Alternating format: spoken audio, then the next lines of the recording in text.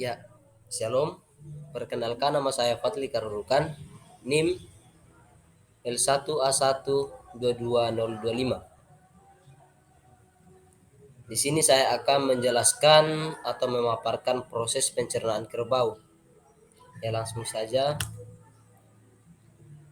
Kerbau dikenal dengan nama air buffalo, merupakan hewan ternak yang berasal dari Asia Tenggara. Kerbau telah dijinakkan dan dijadikan sebagai hewan ternak selama lebih dari 5.000 tahun. Pada awalnya, kerbau digunakan untuk membajak sawah dan sebagai sumber daging, susu, dan kulit.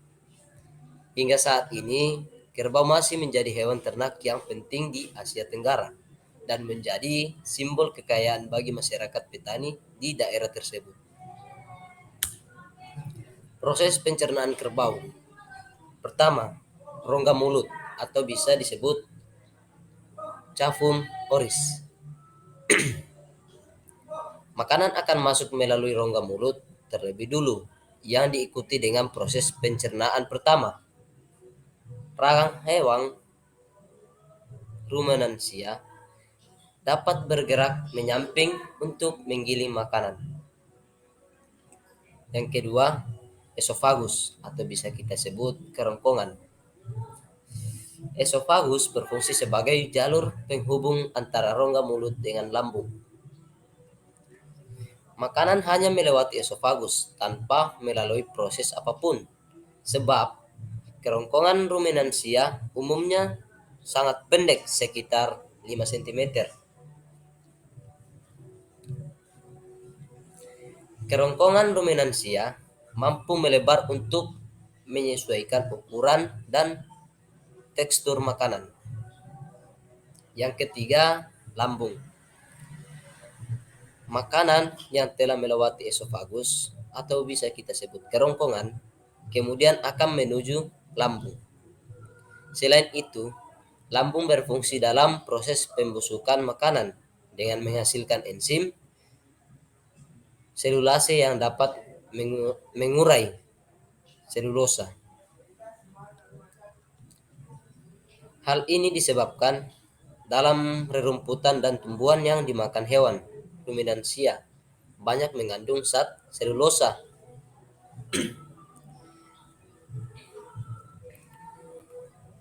Ya, di sini ada bagian-bagian lambung. Rumen. Rumen adalah organ lambung pertama dan terbesar yang memenuhi rongga perut ruminansia di sebelah kiri. Rumen dan bagian lambung kedua memiliki struktur yang terhubung. Yang kedua, retikulum. Retikulum adalah proses atau bagian lambung kedua sebagai penghubung antara rumen dan bagian lambung ketiga.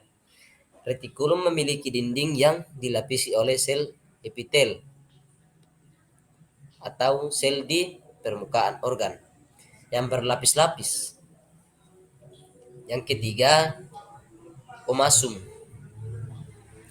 Lambung ketiga atau omasum memiliki struktur epitel yang berlapis-lapis juga, yang berbentuk seperti lembaran. Fungsi omasum adalah menyerap kelebihan air, asam lemak tertentu, dan natrium dalam makanan. Yang keempat, obamasum. Obamasum adalah lambung keempat yang memiliki struktur dan fungsi mirip dengan lambung hewan non-ruminan.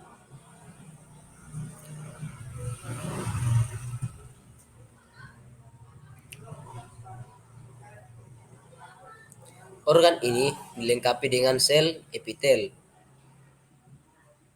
berkelenjar yang menghasilkan lendir atau mukus,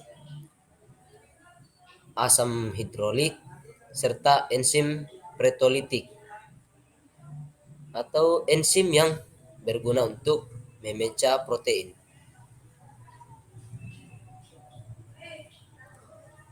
Yang ke-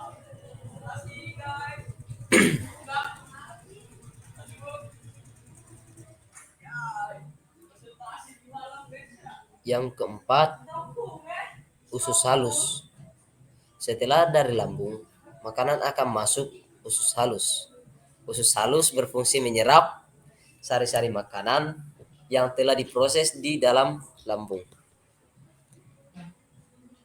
Sari-sari makanan yang diserap kemudian diedarkan ke seluruh tubuh dan diubah menjadi energi.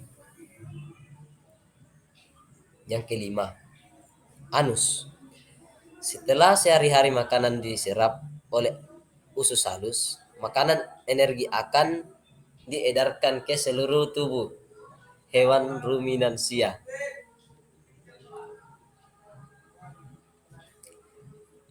Pencernaan akan menghasilkan zat sisa yang akan dibawa menuju anus.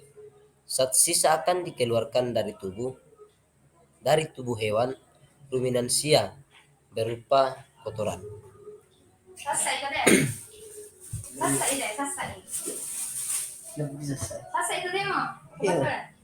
Mungkin itu saja yang saya akan jelaskan. Lebih dan kurangnya mohon dimaafkan. Sekian dan terima kasih.